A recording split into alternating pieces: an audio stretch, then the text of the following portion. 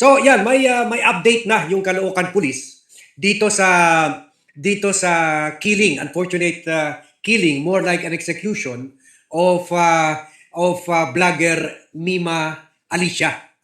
Kawawa talaga ito. Patay na nga itong mga DDS kung ano-ano pang kinakalat na mga chismis. Ngayon may nahagip ako, may screen grab sila, nag-away-away daw yung mga Marcos vloggers, may kwan daw, may nagnakaw daw ng 2 million budget nila itong linggo, ganun. May mga screen grab pa sila.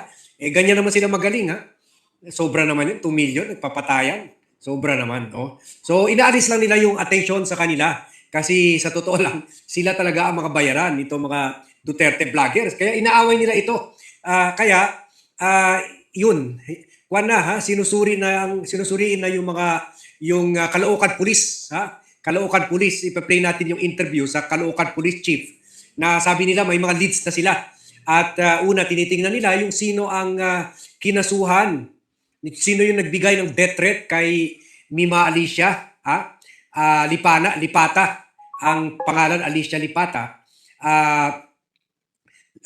Lipana, at kung ito ba ang posibleng motive, ito bang posibleng motive sa killing. Remember, kahapon, blinag natin na isa sa mga last post ni Mima Alicia or whose real name is Alicia Lipata ay itong sinabi niya na dahil binantaan siya nitong si former captain, hindi ko alam kung Air Force ba or Navy ba, basta former captain ito na si Dado Enriquez na vloggerin. At sinabi na sa isasaktan, may araw na sila, mga vlogger supportive of President Bongbong Marcos, hahabulin na sila ng mga ito. Nag-file siya ng complaint laban dito sa National Bureau of Investigation. Yan ngayon, iniimbestigahan na ng Caloocan Police. Kasama yung mga huling binanatan regularly ni Alicia Lipata.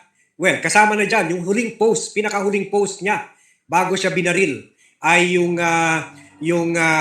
in-expose niya, pinagtawanan niya yung love affair ni Vice President Sara Duterte and also the umano'y love affair and also si Zuleika Lopez. At pinagtawanan rin niya na nagdala ng catering service si Zuleika Lopez para sa mga defense team dyan sa Senado. Nagdala ng mga mini ref, mga coffee maker, kumaga ganun sila kasosyal.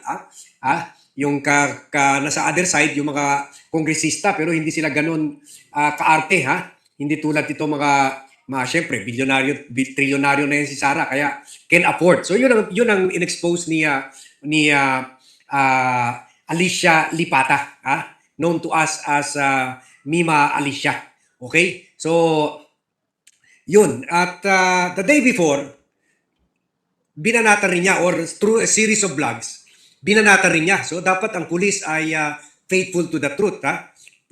Binanatan rin niya in a series of vlogs itong si Rodante Marcoleta at yung special VIP treatment binibigay dito binanatan rin niya si DILG Secretary John Vic Remulla at si PNP Chief Melencio Nartates, at sinabi nga niya na kakasuhan na daw itong mga head, itong mga konsentidor na head ng Philippine National Police General Hospital na nangimbento ng sakit sa puso, pneumonia, degenerative disease, kasama naman yan kung tumatanda ka na, yung backbone mo humihina na, o mga buto mo, So dapat imbestigahan rin sila, dapat tratuhin rin sila as persons of interest, Hindi although meron na sila lead dito sa mga DDS vloggers or DDS generals and colonels, meron pa nga tayo narinig sa isang magandang lawyer ng Bureau of Customs na mga retired police generals and colonels ang nag-hire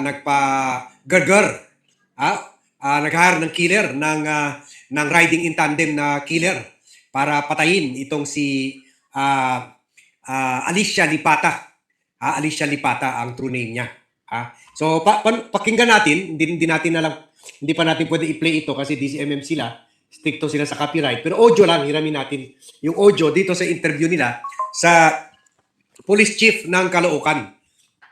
Ang nangyari pala, umuwi sila ng bahay mga 3 o'clock and then doon na kaya parang walang force entry sa bahay dahil papasok pa lang sila, inupakan na sila.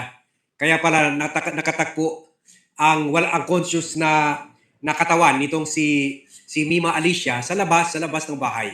Ha? So, pakinggan natin 'to. Spot Report! 8:46, nagbabalik po ang Spot Report. Ako pa rin po si Radyo Patrol Marlene Padiernos. At ako po, Jeff Caparas. Sa oras po ito, makausap natin sa kabilang linya si Police Colonel Joey Gofort, ang Chief of Police po ng Caloocan City Police Station. Abay patungkol ho ito sa insidente ng pamaril. Diyan po sa bahagi ng Caloocan kung saan isang babae ho ang nasawi at yung kanyang kinakasama ay nasugatan. Hingi tayo ng update. Magandang po Colonel Gofort, Marlene po at Jeff sa Spot Report. Good evening, Colonel. Yes, sir. Good evening po. Colonel, pakikwento nga ho muna sa amin. Ano ho ang nangyari? Bakit nauwi po sa pamaril? Itong naganap na krimen po dyan sa bahagi ng Caloocan. Opo. Bali, kaninang 3:06 a.m., July 17, itong biktima natin na nakilala natin na si Alicia Lipata. At na 24 years old, isa po siyang vlogger. Okay. At ito namang kanyang kinakasama na si Nelboy Luz Tapang, 24 years old din po. Ay dumating sa kanilang inuupahang bahay na matatagpuan dito sa Terranova, Caloocan, North Caloocan. Pinarada nila yung kanilang sasakyan sa harap ng gate ng kanilang inuupahang bahay. At nung pagbaba ni Alicia ay bigla na lang pong may lumapit na 2 tao at pinagbabaril po sila. Now, in the course po ng gunfire po ay tinamaan din po itong si Nelboy na kung saan nagtamo po siya ng tama sa kanyang kaliwang shoulder. May tama rin po siya sa kanyang braso at sa kanyang binte. Samantalang itong si Alicia ay nagtamo po ng tama sa ukdo at saka sa dibdib po niya. Si Nelboy po ngayon ay nasa hospital dito sa Tamarin Doctors Hospital dito sa North Caloocan. Doon sa ating crime scene, nung inimbestigahan po natin ito, nagkandak po tayo ng technical investigation. Tayo po ay nakakuha ng 7 basyo ng caliber 45 Ito. at isang 5 bullet po, deformed 5 bullet. Samantalang yung sasakyan naman po, nung sinab-check natin for trajectory examination, ay nakakuha rin po tayo ng 5 bullet po. Isa rin pong deformed 5 bullet. Oo. Ang suspect po natin Yes, go ahead. is lindan po ng motor, kulay puting motor. Dalawa po sila ay nakasuot ng maong na pants Oo. at puting pangtaas. Yung rider po natin Puti. is nakasuot po ng puting helmet. Samantalang yung back ride ay nakasuot po ng pula na helmet po. Colonel, natukoy niyo na ho yung pagkakakilanlan. Oo, tsaka yung pagtugis, kamusta? Ng riding in tandem, tsaka yung pagtugis po. Opo. Sa ngayon po, patuloy pa rin po yung ating sinasagawang investigasyon. Patuloy pa rin po yung ating forward and backtracking, yung pag-review po ng CCTV upang malocate po natin and eventually ma-identify at ma-arresto po natin yung mga suspect. Ano pong motive na lumalabas, Colonel Gofort? Well, alam naman natin na kilala itong si Alicia na isang vlogger, isang kritiko po, kritiko, Okay. isang matapang na nagbibigay ng komento. Of course, lahat po yan iimbestigahan po natin. Oo. At may iimbestigahan po rin natin yung isang anggulo na kung saan meron daw pong pinasuhan itong ating Yan. biktima. Oo. And eventually, nung kinasuhan niya, yung biktima is kinasuhan din siya. So, lahat po yan is iimbestigahan po natin. Oh. Pero sir, sa investigation po ninyo, ang target talaga itong babae? Lumalabas po, base puro sa tama at talagang pinuntirya at is itong babae po, Oo. si Alicia po. Ay, Colonel, bago ho namin kayo bitawan, di ba sa inyo ho nangyari yung insidente kay Fabio Norbert? O yun, talagang pinuntirya. 7. Meron sa ulo talaga ni Alicia. Talagang shoot to kill talaga, yung parang talaga. Meron talaga execution. Parang si Percy Lapid talaga Yung meron talagang nagbayad to kill her. Meron mga DDS sinasabi baka daw yung ex-boyfriend. Pero I don't think na merong ganung kakayahan gawin yung ex-boyfriend. Parang sobra talaga yan, 7 baril. At sa ulo. So it was really an assassination.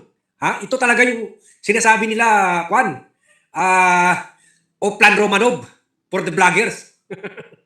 Sabi naman ng National Police District, Caloocan National Police District, Northern Police District, NPD, Northern Police District, na yan sa area nila, yung Caloocan, they also vowed to seek justice for Alicia Lipata at saka yung partner niya si Nel Boy.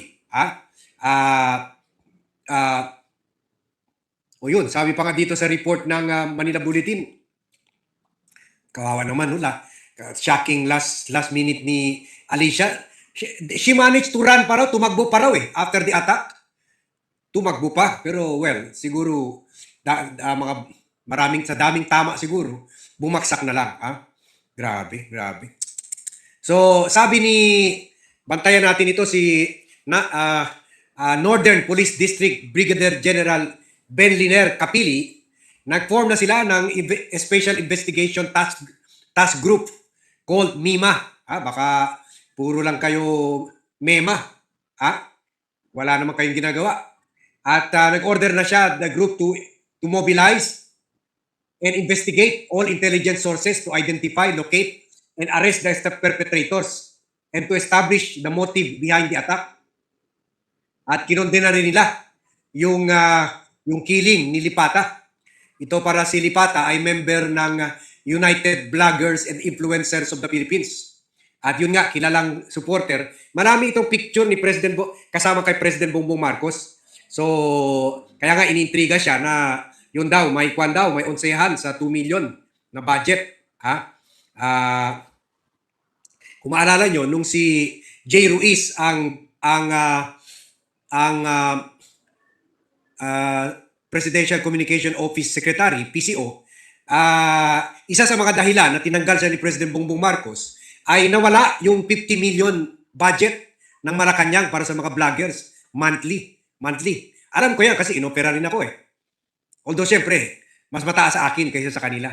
So yun daw, sabi ng mga pinag-awat. Pero I doubt it. They wouldn't go to this extent. Nakikita ko pa dahil meron parang sharp tongue ito. Kung sa English, sharp tongue. Itong si grabe ko umatake ito. Grabe. Kung siguro naalala nyo yung atake niya kay Zuleika Lopez at kay Vice President Sara Duterte, yung parang hinuhubaran na sila. Parang grabe yung mga marami kahit yung mga napanood ng mga kaibigan ko, sabi niya grabe para si Alicia Bata. Napanood ko yung sinabi niya kina Sara at kina Zuleika Lopez. Yung parang sinabi niya, katiin mo na lang yan. So, baka doon, maraming nag-conclude, baka yun ang dahilan. Kaya talagang napikon na talaga. Yan, napikon na talaga. Kasi grabe talaga. So, tayo naman, kinuquote lang natin yung sinabi ni Mon Tulfo, na family friend ng mga Duterte, na sinabi, common knowledge na sa Davao na may relasyon ang dalawa, pero itong si Mima mas graphic. Mas graphic, parang kwan na. Parang yung pinapanood natin sa mga skandal. Yun, sabi ni Doe, 3030, Mima was sitting in the driver's seat when she was shot in the chest. She was still running, but when she fell, she was immediately shot in the head. Kaya pala. Pero sabi naman ng pulis, palpak talaga itong mga pulis. Sabi, binaril nung bumaba na. Binaril nung bumaba siya. So, yun ang sabi ng mga pulis.